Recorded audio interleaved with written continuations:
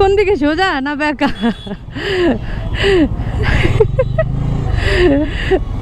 ওই জিক্সার আলা বেটা ভাবছিল যে মেয়ে মানুষ কি আর বাইক রাইড করবে।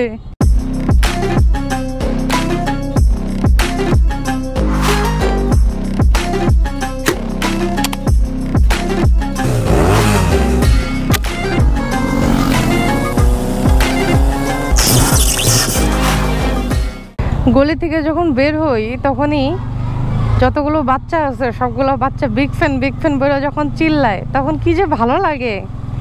আমার যদি একটা ছোট ভাই থাকতো তাহলে ব্যাপারটা আসলে অন্য লেভেলে চলে যেত। আসসালামু আলাইকুম বন্ধুরা, ওয়েলকাম টু মাই চ্যানেল কাজী নরিন। দেশ ও দেশের বাইরে থেকে এই মুহূর্তে যারা কাজী নরিনকে দেখছেন আশা করি আল্লাহর মধ্যে ভালো আছেন এবং আপনাদের দোয়া আলহামদুলিল্লাহ আমিও ভালো আছি। একটা ছোট কাজ করতে হবে, কাজটা হচ্ছে এখানে একটু অপেক্ষা করতে হবে। অপেক্ষা করার পরে হেলেনের বোনের জন্য একটা ছোট্ট ওষুধ, এই ওষুধটা একটু দিয়ে আসতে হবে। রোজার সময় আর যাই হোক পানিটা খুব বেশি করে খাইতে হয়। পানিটা কেন খাবেন এটা তো আপনারা জানেনই যে পানির অপর নাম জীবন। শরীরে প্রচুর পরিমাণে অক্সিজেন সার্কুলেশনের দরকার থাকে রোজার সময়। তো রোজার সময় দেখা যায় যে ম্যাক্সিমাম সময় মানুষ সব কিছুই খাইতেছে পেট ভরার জন্য, ভাত টাত আদার্স জিনিসপত্র, কিন্তু পানিটা খাইতে ভুলা যায়। দেখা যায় যে পানি খাওয়ার জায়গাটায় রাখে না। অথচ ম্যাক্সিমাম রুলস হচ্ছে এটাই যে শরীরের পুরোপুরি 4 ভাগের 3 ভাগই পানি দিয়ে কাভার করা উচিত আর 1 ভাগ খাওয়া উচিত। এই জন্য কিন্তু একটা কমন অসুখ হয়, এটা হচ্ছে ইউটিআই, ইউরিন ইনফেকশন যেটাকে বলে। সো এইটা যাতে না হয় এর জন্য প্রচুর পরিমাণে পানি আপনাদের খাইতে হবে। তো আমাদের হেলেনের বোনের আসলে সেম সমস্যাটাই হয়েছে রোজা রাখার কারণে, পানি কম খাওয়ার কারণে যে সমস্যাটা, এবং এই সমস্যাটা হওয়ার কারণেই একটা হোমিওপ্যাথি ওষুধ আছে, যেহেতু আমার আম্মু হোমিও ডাক্তার ছিলেন। সো ওই ওষুধটা খুব কাজে লাগে। সো ওই ওষুধটাই আমরা দিলাম আর কি। মানে বেশিরভাগ সময় আমরাও কিন্তু মাঝে মধ্যে দেখা যায় যে পানি কম খাওয়ার কারণে কিংবা অতিরিক্ত চা কফি খাওয়ার কারণে একটু ইউরিন ইনফেকশন রিলেটেড প্রবলেমগুলো হয়। যাতে এই প্রবলেমগুলো না হয় এই জন্যই আসলে এই ওষুধটা খাওয়া। আর এগুলো আসলে কোনো সাইড ইফেক্ট নেই হোমিওপ্যাথি। আপনারা যারা জানেন তারা কমেন্ট করে জানাবেন যে কারা কারা হোমিওপ্যাথি পছন্দ করেন। আমি নিজেও homeopathy lover. So whatever it is, আজকে ঈদের তৃতীয় দিন। এই ঈদের তৃতীয় দিনে কিন্তু আমি আমার সুলেমানকে নিয়ে বের হয়ে গেছি। দেখতে পারতেছেন কি সুন্দর করে চলতেছে সে। আর এই সুলেমানের উপরে ওঠার পরেই যখন সুলেমানকে আমি একটা রেভিং দেই তখন আমি 1 সেকেন্ডের জন্য ভুলে যাই যে আমার একটা রয়্যাল এনফিল্ড হান্টার 350 বাইকও আছে। এটা আমি একেবারেই ভুলে যাই। এটা আমি এখনও পর্যন্ত সেল করার জন্য কোনো রকমভাবে কোনো চিন্তা ভাবনা আমি করতে পারি নাই। এটি কি সেল করব নাকি রেখে দিব নাকি হান্টারই সেল করে দিব, আপনারা কিন্তু আমাকে জানান। কারণ 2টা বাইক আমার পক্ষে রাখা সম্ভব না। আমার রাখতে হলে যে কোনো একটা বাইকই রাখতে হবে। আপনাদের কাজী নরেন অত বড় লোক ঘরের সন্তান না যে 2টা বাইক সে পুষতে পারবে। আর একটা গাড়িও আছে, গাড়িটা অনেক কষ্ট করে ঠিকঠাক করাইয়া ওটার কাগজপত্রগুলো আপডেট করছি। তো এখন গাড়িরও লাইসেন্স আছে। আর এখন আর আগের মতো রাস্তাঘাটে বন্ধও হয় না, হিটিং ইস্যুও হয় না। দেখা যায় যে আরামসে গাড়িটা রাইড করা সম্ভব, ইম্পসিবল কোনো কিছু না। এটা দিয়েও চাইলে ট্যুর সব কিছুই করা যায়। বাট এই রাস্তার এখানে একটু সাবধানেই আমাদের যাইতে হবে। সাবধানে না গেলে আসলে হবে না। সেফটির একটা ব্যাপার আছে, সেফটিটা যদি মেনটেন না করি তাহলে হবে না। এখানেও গাড়ির প্রচুর চাপ। যেরকম দেখছিলাম যে ঢাকা শহর পুরো ফাঁকা, ভাই রে ভাই ভয়ঙ্কর অবস্থা। মানে পারলে এখনই পিসা দেওয়া যাবে এরকম ব্যাপার স্যাপার। আগে যেরকম আমরা ঈদের সময় ঢাকা একেবারে ফাঁকা পাইতাম, এখন একেবারে তার উল্টা। ঈদের সময় ঢাকা শহরে মানে মনে হয় যে প্রত্যেকটা জায়গাতে মানে পুরো ঢাকা শহর জুড়েই মনে হয় বাণিজ্য মেলা হইতেছে, এরকম একটা সমস্যা ফিল হয়। এটা যে কবে ত্বরান্বিত হবে আল্লাহই জানে। ঈদ যেহেতু, ঈদটা তো নষ্ট করব না, ঈদ তো ঘুরতে হবে, আনন্দ করতে হবে, ছবি টবি তুলতে হবে, ভিডিও করতে হবে। বাবা হাত দিয়ে আবার সিগন্যাল দিচ্ছে, সে যে হাত দিয়ে সিগন্যাল দিবে আমার ঠাস করে দাঁড়ায় যাব। আজকে আমাদের সাথে আমাদের বন্ধু নুসরাতও আছে। আমরা আজকে 3 বান্ধবী একসাথে বেরোছি, যদিও আলাদা ইন্ডিভিজুয়াল বাইক নিয়ে বের হই নাই। আজকে এক বাইকে আমি আর হেলেন আর আরেক বাইকে হচ্ছে নুসরাত। এখানে একটু মোটামুটি ফাঁকা লাগতেছে জায়গাটা। আজকে ইচ্ছা আছে ওই রাস্তাটাতে যাব, ওই যে রাস্তাটা নতুন করে নির্মাণ করা হয়েছে, ডিওএইচএস এর রাস্তাটা। আচ্ছা, আজান দিচ্ছে, আজানের পরে কথা বলতেছি। তো আজান শেষ হওয়ার পরে এখন আবার আপনাদের সাথে কথা বলছি। কারা কারা দেখতেছেন আমাকে, আর কে কে আছেন N250 ইউজার, অবশ্যই কিন্তু জানাবেন। আচ্ছা, N250 আর MT50 এই দুটার মধ্যে কিন্তু একটা তফাৎ আছে। একটা হচ্ছে N250, N ফর নওরিন, আর 250 মানে 250, ঠিক আছে, N250। আরেকটা হচ্ছে MT15 মানে মালয়েশিয়ার এম, আর টি হচ্ছে টি ফর কি, তুরস্ক, ঠিক আছে, অথবা টার্কিশ। হ্যাঁ, টি ফর টার্কিশ, MT15। তো দেখা যায় যে যতবারই আমার কেউ জিজ্ঞেস করে যে আপনি কি বাইক রাইড করতেছেন, দেখা যায় যে আমি বলি N250, পাবলিক বুঝে MT15। এটা হচ্ছে একটা সমস্যা। আজকে আপনাদের ক্লিয়ার করে দিচ্ছি, এটা হচ্ছে N250, আই মিন N250cc, ঠিক আছে। এটা হচ্ছে 250cc, এবং এটাও কিন্তু বাংলাদেশের সর্বপ্রথম লেডি বাইকার হিসাবে এই 250cc বাইকটা আমি রাইড করতেছি। আর MT15 এখনো পর্যন্ত আমার চালানোর সৌভাগ্য হয় নাই। আমাদের একটা আপু ছিল, মিনাল আপু, ওই মিনাল আপুর বাইকটা আমি বেশ কয়েকবার দেখছি, বাট আসলে চালানো হয় নাই, বইসা দেখছিলাম।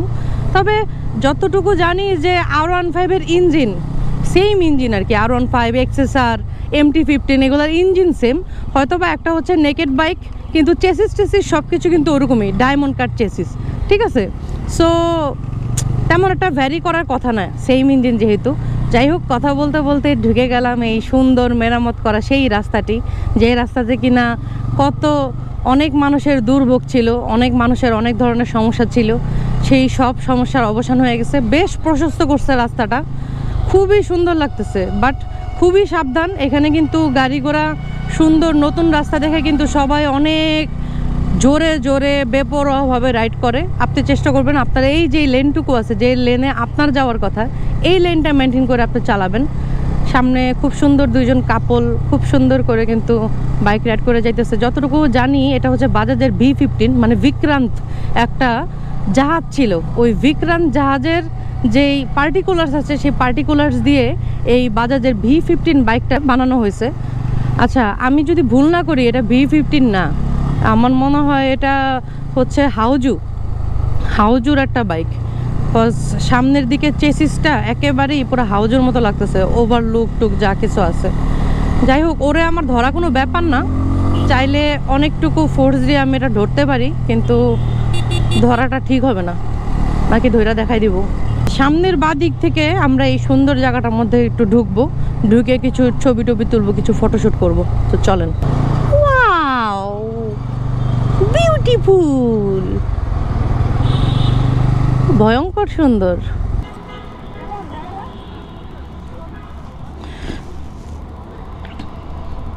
মানে একটা বার জাস্ট দেখেন, এটা আমাদের বাংলাদেশ। এই জায়গাটায় আসলে আসলে বোঝার কোনো উপায়ই নাই যে এটা আমাদের বাংলাদেশ।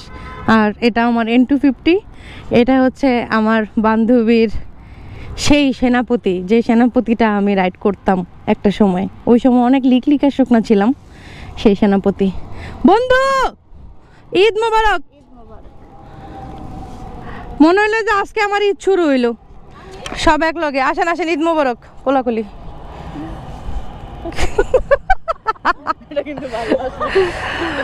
ওকে, আমরা এখানে একটু চিলটিল করি, চিলটিল করে পরে আপনাদের সাথে আবার ব্যাক করতেছি।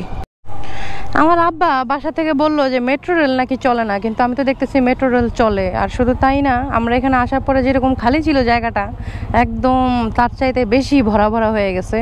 সবাই সবার পছন্দের বাইকটা নিয়ে আসছে এখানে ছবি তোলার জন্য, সবাই সবার ফ্যামিলিকে নিয়ে আসছে। আর এদিকে নুসরাত তো অলরেডি রেডি বাইকের মধ্যে উঠে। এই জিক্সার ভাই অনেকক্ষণ ধরে এখানে ছবি টবি তুলছে, আমরাও কিন্তু ছবি টবি তুলছি। এগুলা চলেন আপনাদেরকে দেখায় ফেলি।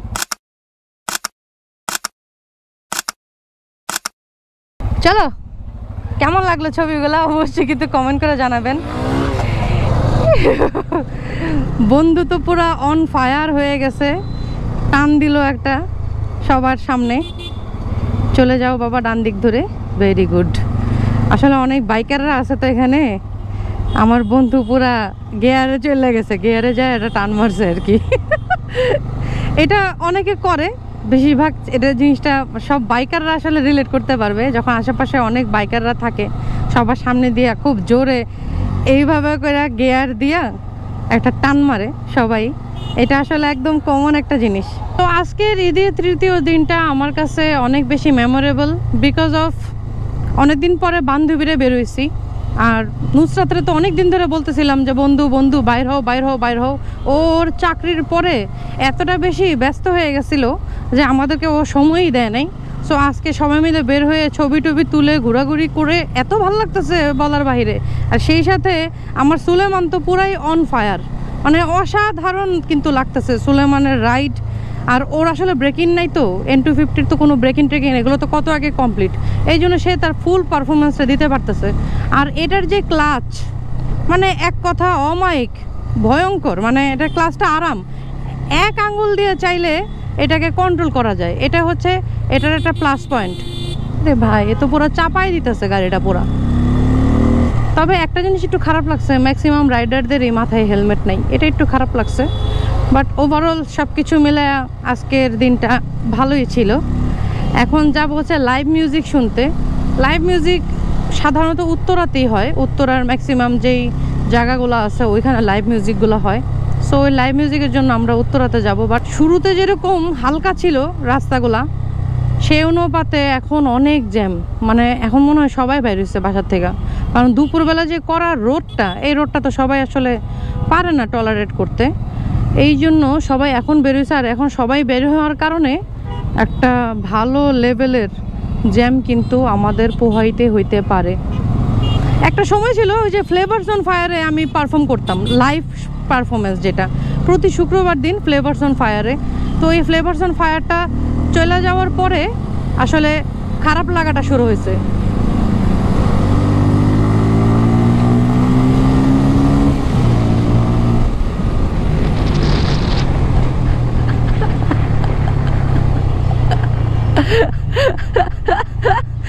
কোন দিকে, সোজা না বেঁকা?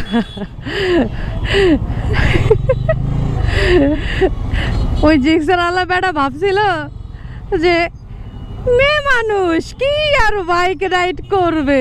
আসলে এই টানাটানিগুলো করা ঠিক না, আমি এই টানাটানিগুলো ছেড়ে দিছি অনেক আগেই। বাট মানে হঠাৎ করে গিয়ারে এসে পড়ছি, বুঝছেন, ঈদের দিন তো ভালোই লাগছে ঠান্ডা দিয়া। শুনেন, আপনাদের কাজী নাউরিন আমি, বুঝছেন, হয়তো বা অস্ত্র জমা দিয়ে দিছি কিন্তু প্রশিক্ষণ ঠিকই আছে, ঠিক আছে? হয়েছে, এখন আর স্পিড টিস্পিড করা ঠিক না। ওই ব্যাটা লাস্টে চেইতা মেত্তা বাদিকে গেছে গা, মানে সে আর পুরা রাস্তা টানবে না। আসলে কি ফাঁকা রাস্তায় স্পিডিং করা আর রাস্তার এই যে আপনার জ্যাম ট্যাম ঠেলে পারফর্ম করে কন্ট্রোল করে বাইকটাকে আগায় নিয়ে যাওয়ার কিন্তু অনেক তফাৎ। আরে চারজন মানুষ, সামনে একজনরে বসাইছে, মাঝখানে একজনরে বসাইছে, পিছনে এই যে আন্টি এমনভাবে বসছে যে একটু পরেই উনি একটা জোরে যদি একটা ধাক্কা খায় তাহলে পয়রা যেতে পারে। অনেক দিন পরে এই থাই সিবিআর দেখলাম। এটা কি থাই সিবিআর নাকি ইন্দো সিবিআর? অনেক দিন পরে দেখলাম, ভালোই লাগতেছে সিবিআরটা। এই জায়গাটা মোটামুটি একটু খালি আছে তুলনামূলক। আর হেলেনরে ওর পিছনে দেওয়ার কারণে আমার বাইকটা আরও লাইট হয়ে গেছে, আরও সুন্দর চলতেছে, আর গাড়িটা কিন্তু পুরাই সোজা যাইতেছে। ভালোই লাগতেছে কিন্তু। তবে একটা জিনিসই খারাপ লাগতেছে, এটা হচ্ছে ম্যাক্সিমাম রাইডাররাই কিন্তু একদম হেলমেট টেলমেট ছাড়া। এটা একটু খারাপ লাগতেছে, সেফটিটা একটু শিওর করা উচিত ছিল। নুসরাত তো সেই টানতেছে পিছনে পিলিয়ন নিয়ে। আমি ভাবলাম যে পিছনে পিলিয়ন দিয়ে দিব, একটু সাবধানে আস্তে ধীরে চালাবে, কিন্তু ও তো মনে হচ্ছে পুরো পাগলা ঘোরা হয়ে গেছে। এই জায়গাটা কিন্তু, এই যে একদম এই মাঝখানের জায়গাটা কিন্তু চাইলে একটা বড় একটা ফুড কোর্ট করতে পারে, তাই না? কিন্তু এই জায়গাটা এরকম খালি করে কেন রাখছে আল্লাহ জানে। এখানে তো খেলাধুলাও করা যাবে না। এই জায়গাতে খেলাধুলা করলেও তো রিস্ক। ধরেন ব্যাট বল খেলতেছে, ব্যাট বল খেলতে খেলতে যদি আল্লাহ না করুক বল টল যদি রোডের বাইরে চলে যায়, ওই বল পিক করতে করতেই তো অ্যাক্সিডেন্ট হইতে পারে, তাই না? তবে এই জায়গাটা কিন্তু ফুড কোর্ট হইলে মন্দ হয় না। জায়গাটা কিন্তু অনেক বড় আর সুন্দর। উত্তরার পথে আমি অলমোস্ট প্রবেশ করে ফেলছি আমরা। বাট এখানে তো একটা জ্যাম পড়ে, এই ময়লার মোড় পর্যন্ত এই জ্যামটা টাইনা নেওয়া যাবে, এটাই একটু ভাইবা খারাপ লাগতেছে। এইটা কি ভাই, এত ইয়ার থেকে এত লোক? ভাই আপনারাই পারবেন, আপনি করে দিন। একেবারে উল্টা করে চলতেছে সমানে, কিছু বলার নাই। ব্যাপার না, আসলে একটু খারাপ লাগে আর কি। বাংলাদেশের মতো নাই, বাংলাদেশ হয়ে গেছে পুরাটাই ভাষান টেকের মতো হয়ে গেছে বাংলাদেশ। চলেন যাই। ঈদের দিন মুড খারাপ করে লাভ নাই, যেমনি হোক জোর করে ভালো থাকতে হবে। হি হা হা হা হা। বাইরের দেশে একটা ফর্মুলা সবসময় মেনটেন করে, যখনই রাগ ওঠে সবাই একটু জোরে জোরে হাসে, এইভাবে করে হাসে। তাহলে হয় কি, আপনার ইনস্ট্যান্ট রাগটা চলে যাওয়ার একটা প্রবণতা সবার ভিতরে কাজ করে। বাহ, পিছনে লুকিং গ্লাস দিয়ে একদম লাল সূর্যটা দেখা যাইতেছে। এই লাল সূর্য দেখতে দেখতে সামনে তো হঠাৎ করে ব্রেক মেরে আমি আটকায় যেতে পারি, এটারে পার হয়ে যাই। ওকে, এ কি ভাই, 3 বন্ধু একসাথে হেলমেট ছাড়া। না, নুসরাতরে আমি আর ধরতেই পারলাম না। এই এক্স ব্লেড বাইকটার একটা বিশেষত্ব আছে, আপনারা জানেন? RTR 4B'র পরেই সেকেন্ড পজিশনে আছে এক্স ব্লেড। এটা নুসরাতরে দেখলে বোঝা যায়। ও কোন দিক দিয়ে টান দিয়ে চলে যেতেছে, আর আমি আপনাদের সাথে কথা বলতে বলতে এত পিছনে পড়ে যেতেছি বলার বাইরে। এই জায়গাটা তো এত খালি থাকে না সচরাচর, আজকে এত খালি কেন? ওকে, এই রাস্তাটা এখনও ভাঙা আছে, এই রাস্তাটা কবে নাগাদ ঠিক হবে কে জানে। বাট দেখি, ভাঙার উপর দিয়ে চলে যাই। আমার হান্টার 350 যদি হইতো, এই রাস্তা দিয়ে যাইতে যাইতে অর্ধেক কাঁধ মাত সব ব্যথা হয়ে যেত। কেন জানেন? কারণ সাসপেনশনটা অনেক স্টিভ, মানে কষ্ট হয়, এটা মানতে হবে। আর এটা সাসপেনশনের চাইতে তুলনামূলক ভালো সাসপেনশন দিছে হচ্ছে ক্লাসিকে, তারপরে বুলেটে, এগুলোতে সাসপেনশন ফিডব্যাকটা ভালো। কিন্তু হান্টারে এত স্টিভ সাসপেনশন কেন দিল? মেবি মানে ওদের কোনো ফর্মুলা আছে, অথবা কস্ট কাটিং থিওরি আছে। কারণ আমাদের তো যতটুকু জানি যে ক্লাসিক তারপরে বুলেট এগুলোর ম্যাক্সিমাম পার্টিকুলার্স হচ্ছে মেটালের পার্টিকুলার্স, কিন্তু হান্টারে খালি টাঙ্কিটা খালি মেটালের, বাকি সব কিছুই কিন্তু আসলে প্লাস্টিকের। সো কস্ট কাটিংয়ের একটা ব্যাপার আছে, এই জন্য হয়তো বা আর একটু কম দামি সাসপেনশন দিছে। আসলে কম দামি বেশি দামি তো ফ্যাক্ট না, দেখেন গিয়ে সাসপেনশন যদি আল্লাহ না করুক নষ্ট হয়, সাসপেনশন কিন্তু মেলা টাকা চলে যাবে। রয়্যাল এনফিল্ড বলে কথা। আস্তে আস্তে সন্ধ্যা হয়ে যাচ্ছে, সন্ধ্যা হওয়া মানেই কিন্তু আমাদেরও প্রায় ব্লগিংটা শেষ হয়ে যাবে। সো আজকে এতটুকুই ঘুরোঘুরি করেছি। ভিডিওটা যদি আপনাদের ভালো লেগে থাকে তাহলে অবশ্যই কিন্তু লাইক, কমেন্ট, শেয়ার, সাবস্ক্রাইব করে হয়ে যাবেন কাজী নয়ন চ্যানেলের সদস্য। আর যারা অলরেডি সাবস্ক্রাইব করে ফেলেছেন আমার এই ছোট্ট চ্যানেলকে, তাদেরকে love you so much. This is your Kazi Nowrin signing of.